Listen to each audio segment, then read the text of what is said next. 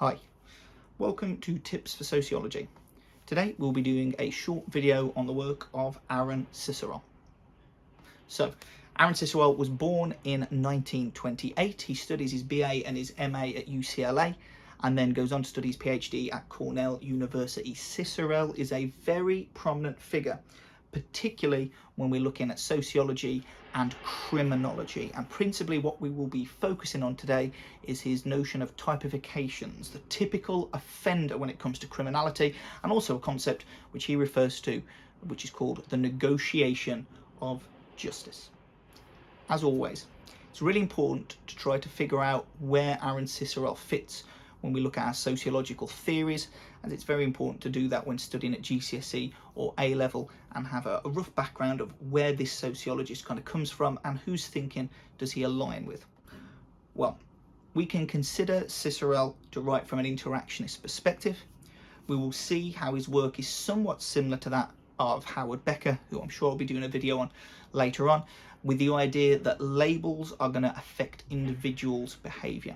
In this case today, we're going to be looking at the impact of the labels which are held by the criminal justice system, by those active in that system, the judges and the judiciary, and of course the principled moral entrepreneur, the police themselves.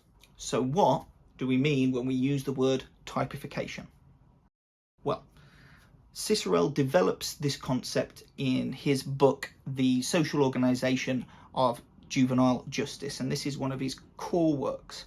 And within that book, he will outline, based on his work in California in the 1970s, completing an ethnography on the police, he's going to state that the police have labels or a predisposition to what they believe the typical offender looks like, so-called typifications. These typifications are broad identity markers, and according to Cicourel, the police in the 1970s in America will more likely engage and arrest people who fit this criminal type.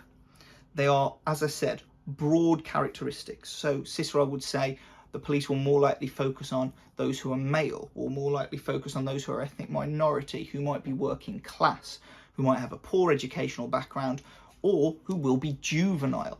So those will be the criminal typifications, and according to him, if you have those statistics, one of them, two of them, three of them, all of them, the police are more likely to look for you, seek you out, engage with you, and then potentially arrest you. Okay, so in addition to this idea of the typification, he also comes up with a concept called the negotiation of justice. Now, this idea of negotiating justice is something which happens post-arrest. So for Cicourel, this could be at the station, but it also could be when the perpetrator, defendant goes in front of the judge. Now, what he would suggest is those who do not meet the typical criminal type, your male, your working class, your young, your ethnic minority, are more likely to get away with it or negotiate their way out of justice, either through non-custodial sentences, counselling, cautions, and therefore this group are less likely to spend their time with longer sentences. So his work will highlight what appears to him to be a bias in all levels of the criminal justice system, not just the police targeting certain groups, but also their behaviour afterwards towards those people who are not within those identity characteristics, who don't fall into that same criminal category. A good potential example of this could be the case of Lavinia Woodward, and I'll link some material on her in just a second. She was a young Oxbridge medical student who famously stabs her boyfriend in the leg after a fight while she's high on drugs, and she's spared a custodial sentence because she's bright. And many would argue that it's not just because she was well educated, but because she was from a middle class background, because she was female, because she was white, she didn't meet the usual markers of the criminal type, and therefore she was able to negotiate her way out of a custodial sentence. A perfect example for Cicourel's negotiation of justice. Like with all research, Cicourel's has its weaknesses.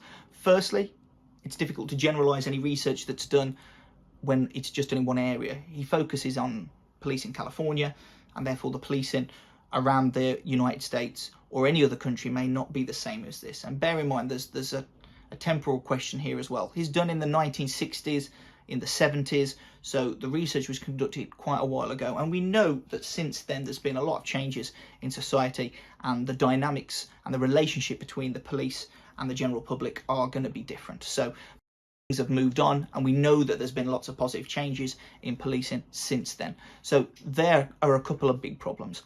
Also remember, he took part in an ethnographic study of the police, and that's going to mean that his data is more likely to be qualitative than quantitative. He's not got much to back up in terms of large-scale data, the ideas which he comes up with in his original theory. So as always, remember, even though there are some examples that you could give that are modern examples that could support Cicourel, there are also weaknesses to everybody's study, and it's important that you can engage with those, outline them, and expand upon why they may be problematic for his work. So that concludes our quick overview of the work of Aaron Cicourel in his idea of typifications and negotiation of justice. I think he's a very, very useful sociologist to know if you're studying crime and deviance at GCSE or at A-level, and one of the main reasons for that is he is going to be focusing on lots of different areas. There are links here to class and gender and age and ethnicity, as well as just the fact that he's writing from an interactionist perspective.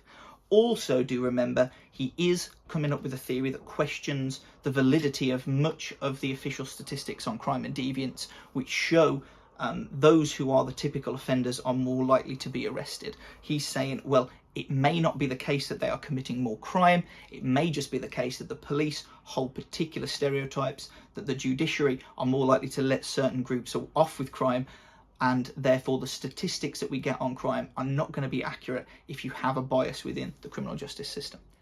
Thanks for listening. As always, I will attach the references down here for where I've got my information for this overview. If you've got any other sociologists or concepts which you would like me to cover, then please let me know. And of course, please like and subscribe. Thanks very much.